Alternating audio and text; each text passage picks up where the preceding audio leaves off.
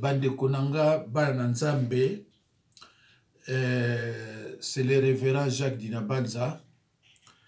Naeli bino awa message akamwa moke ya mingi te. Message nango titre nango bana na nzambe soki ozali na casque di salite okomona lola te. Soki ozali na casque di salite okomona lola te. Soko okufi okoleka mbala moko na séjour de mort. Séjour de mort ezaleti salle d'attente avant okota na lifelo, avant jugement. Okoleka d'abord na salle d'attente. Na salle d'attente eza voie sans issue. Donc soso koti kuna tchubu obima suste. Confession ezate, repentance ezate, louange ezate, n'y a rien kaka souffrance na souffrance ozala ligote obano beta maka. Bande konanga nga nazo sala musala na ngai. Mais nazo senga na yo mwana nzambe soki ozwi vidéo oyo sala effort au kabolango même na plus de 10 personnes pour nzambe apambola yo ayeba nazo loba nini awa. Na lobi soki ozana casque di salite okomona lola te. Casque di sali eza nini? Bandeko bomoni ndoki bazala kanasini na bango awa na front babenga yango œil spirituel lisu oyo elakisaka kana ye. Donc soki na famille na bino bozana ndoki boke kobala na famille mosusu ndoki oya bino akomona bandoki nyonso baza kuna à travers elembo na bango o bazaka nango awa babenga yango œil spirituel lisu bango babenga yango liso molimo. Alors na biso pe ba chrétien eza bongo biso ezaka casque di sali. Casque ezali na lingala toluka totanga yango nano na Ephésiens 6 17a. Na Ephésiens 6 17a balobi prenez aussi les casques du sali. Alors tokoluka totanga yango na lingala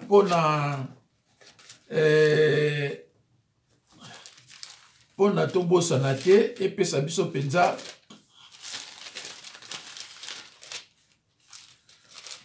Voilà. Ephésiens 6 17a. 17 yango yo. Soda atiaka motema na ekoti na ye ya ebende. Soda atiaka motema na ye balobi na ekoti na ye ebende. Alors biso casque du sali eza spirituel. Ezalaka awa. Cela veut dire que soki monguna atindeli yo makanisine ya mabe ekobeta awa ezongi. Soki alingi atia makanisina ya mabe epa na yo eza impossible. Parce que ya takaka mingi na mutu pona kobebisa ba makambo na yo pona kopesa bandoto lokuta ya makambo mabe na mabe. Alors remarquez que soki ozana casque di sali bandoki babana kobengaka yo yoza ndoki. Alors yo koyeba na yo te pourquoi zo bengo ndoki. Parce que baboni casque di sali awa. Bayebi ke etumba ya yo na bango bakoki ko gagner te. Yango na bano bengo ndoki. Siko yo soko yebi na yo te, oyebi pe liloba te, oyebi pe te ke ozana casque di sali, omono siliki. Oh là là, omona osiliki. Ah bandeko na moni yango na retard, mais na ko sala suite le côté parce que na kobi na kati.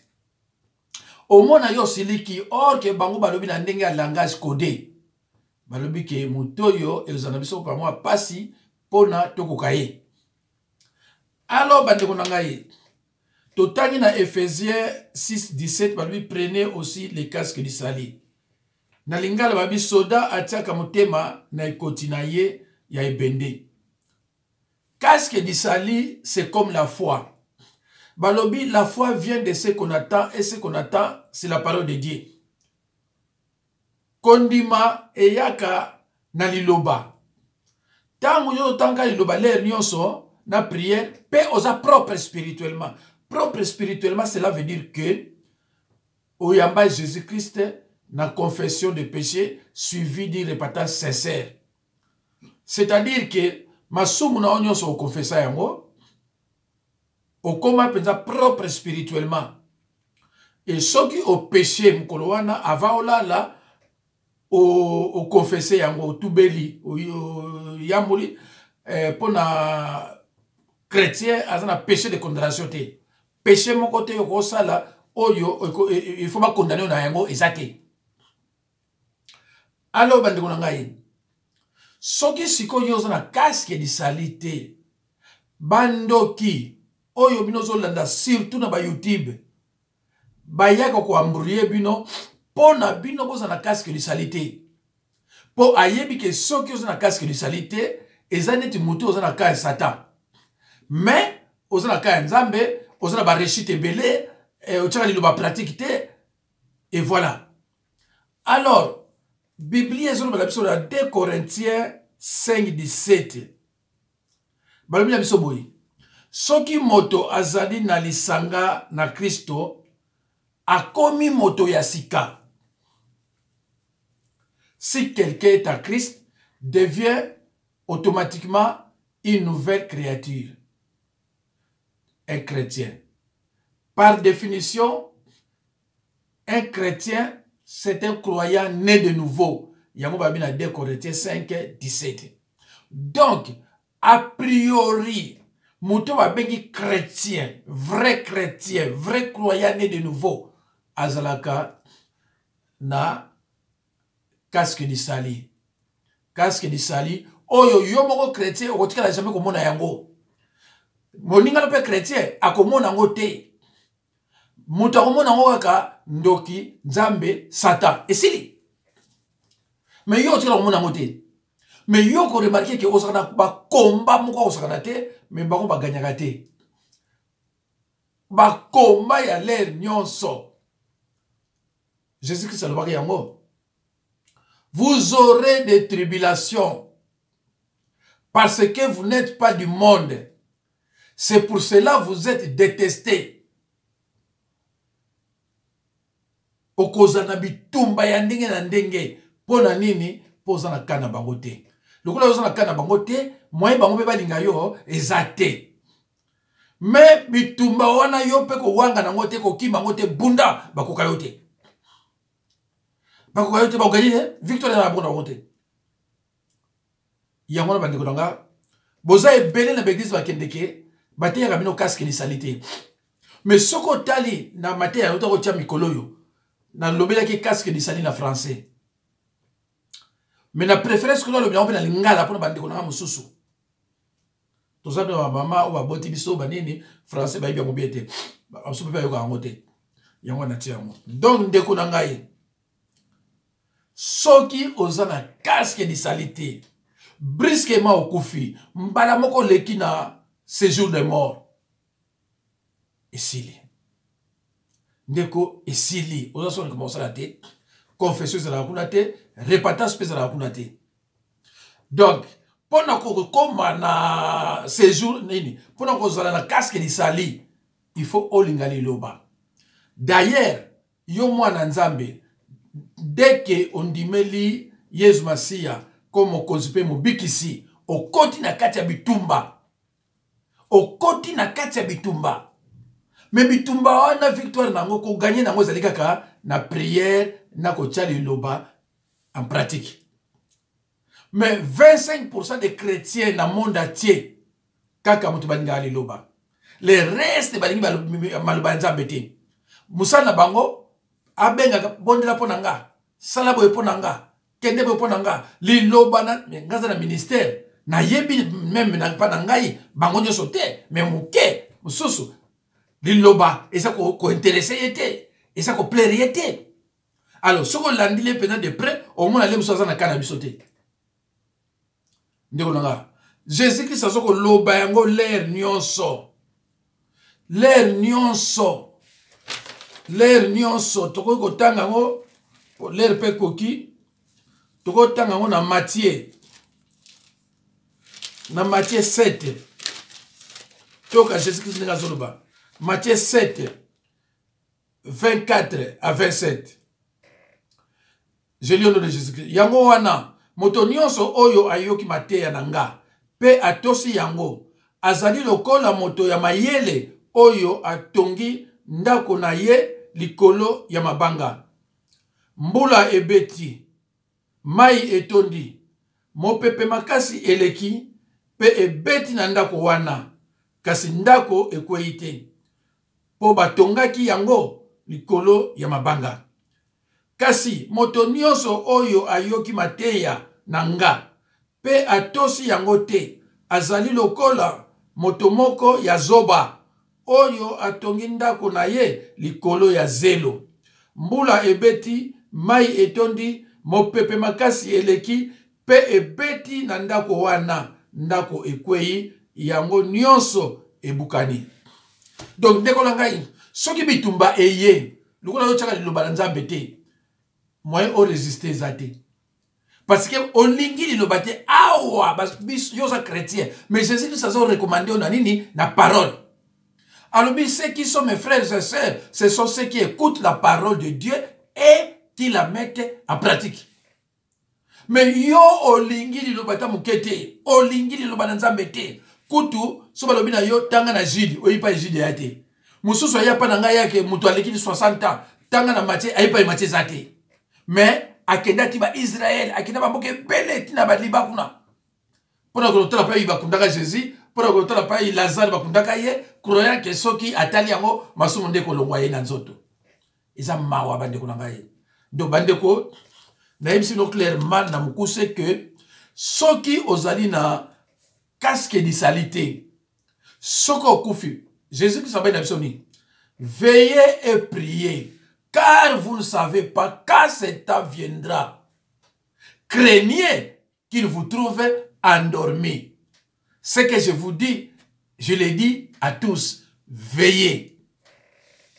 Ndekunanga julo bota mako yebagite liwape ko yena okoyebate obimeka boba na nzelo kufi soki oyokaki na yo ona zoko loba so kufi o le séjour de mort. Parce qu'un chrétien, Bible et lobby, nous ne sommes pas du monde. Nous vivons dans ce monde, mais nous ne sommes pas du monde. Donc, à lobby, je vous ai racheté à grand prix. Donc, ce qui est kufi, mbaramoko, o l'équipe naye. Mais ce qui est yoka, on a lobate. Yo, nga yo samusana, yo finganga, yo tonganga. Julo kufa. Pas yo se retrouver, repatage c'est la raté, confession de péché, et c'est la nangote. Si on dit qu'on a et l'eau ne sala et l'eau qu'on ne sala ok na